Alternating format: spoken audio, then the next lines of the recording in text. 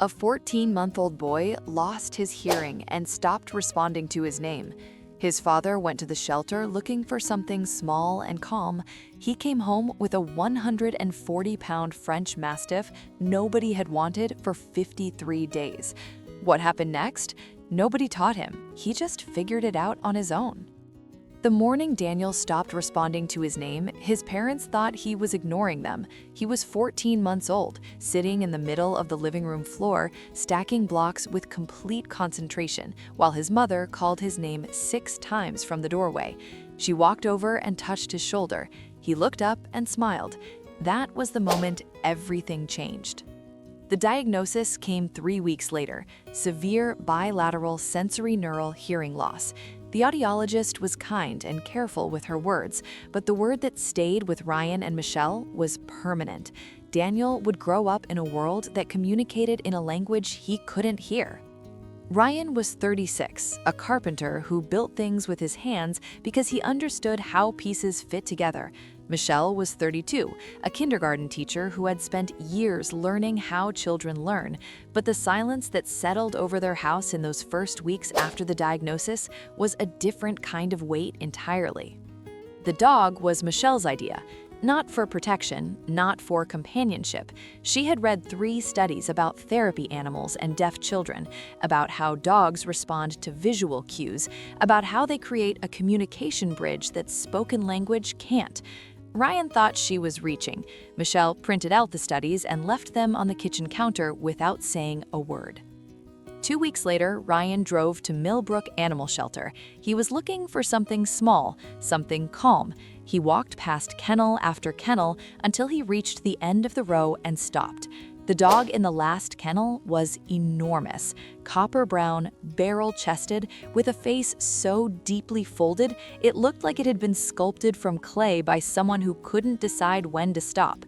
140 pounds of French Mastiff, sitting perfectly still, watching Ryan with amber eyes that held no aggression and no fear, just attention, complete, unblinking attention.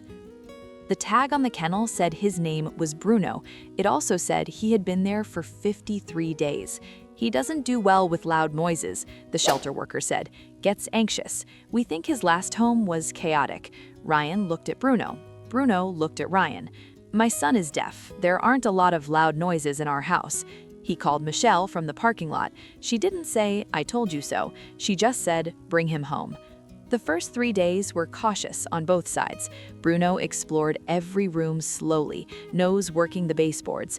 Daniel watched him from a safe distance, pressed against the couch, eyes wide. On the morning of day 4, Daniel sat down cross-legged on the kitchen floor and waited. Bruno walked over, lowered his massive head, and sniffed Daniel's hair for a long moment. Then he lay down beside him, not touching, just beside. That was the beginning. By the end of the first week, Bruno had learned something remarkable. Daniel couldn't hear his name, but Daniel could feel. Bruno discovered this accidentally. His tail connected with Daniel's leg while wagging, and Daniel turned immediately toward the sensation. After that, Bruno started using his body deliberately, a nudge with his nose to get Daniel's attention, a gentle lean to steer him away from the street, a slow tail sweep against Daniel's hand when he wanted him to look at something. Nobody taught him this. He just figured it out. The funny moments came fast. Bruno had apparently decided that Daniel's snack time was a communal event and positioned himself directly underneath the high chair with the patience of a dog who understood geometry. Every dropped cracker, every escaped pea, every rejected piece of toast, Bruno considered these personal deliveries. Daniel thought this was spectacular.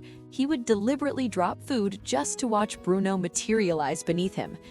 Then there was the matter of the stairs. Bruno did not trust the stairs on Daniel's behalf.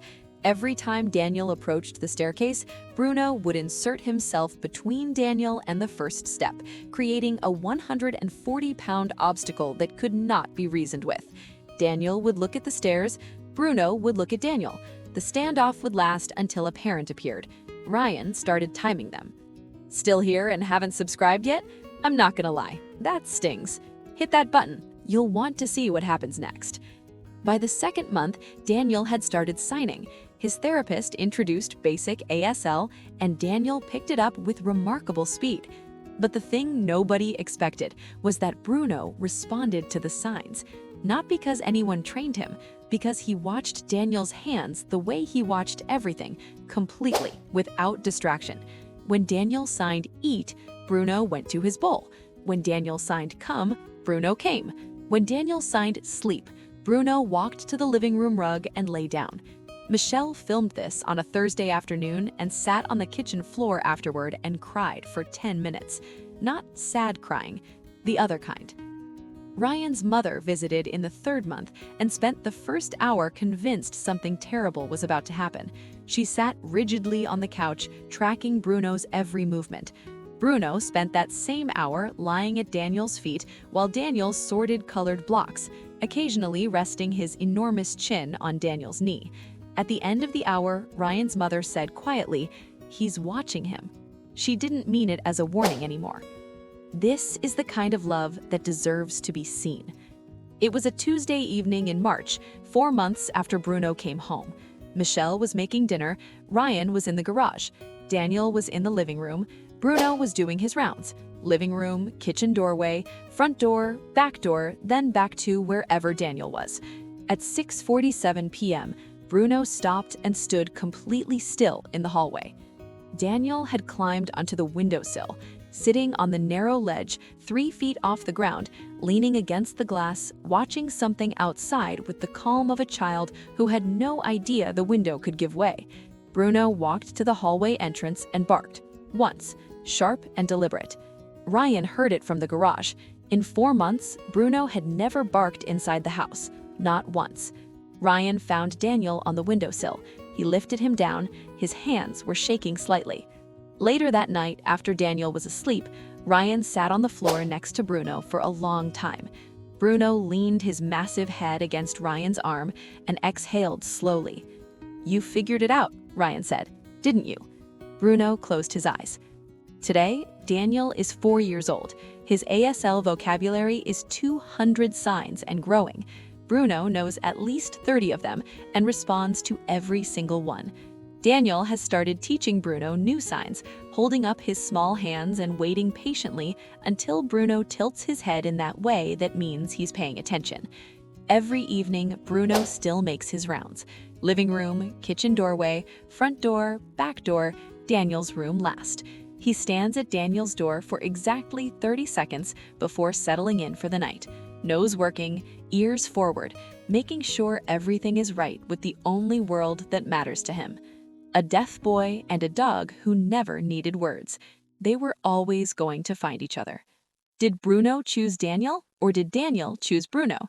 Tell me in the comments.